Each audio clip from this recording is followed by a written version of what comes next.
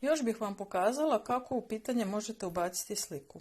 Znači, kad ste izabrali pitanje, ovdje je sa strane mala ikonica koju kad kliknemo piše umetanje slike. Ja sebi slike spremim obično na radnu površinu, znači na ovome sam u čitaj.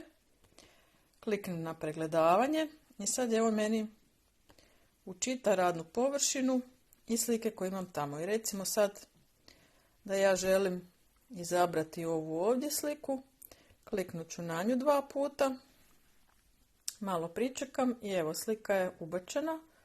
Slika je dosta velika, vi ju možete smanjiti, ja sad ne mogu zato što jednom rukom to mi ne ide bez miša.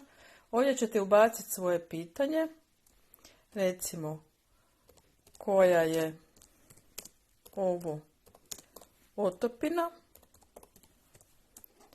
sad karikiram.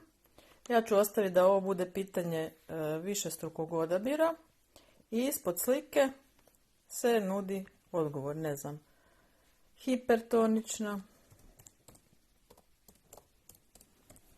pa dodam još odgovor hipo i tako dalje. I za ovo pitanje isto morate proći sve one korake koje smo do sad imali, znači da razmjestite poredak mogućnosti, da mu nakon što odete u postavke i ovo postavite kao kviz, znači kviz, onda možete tek ovom pitanju dodati rješenje i broj bodova.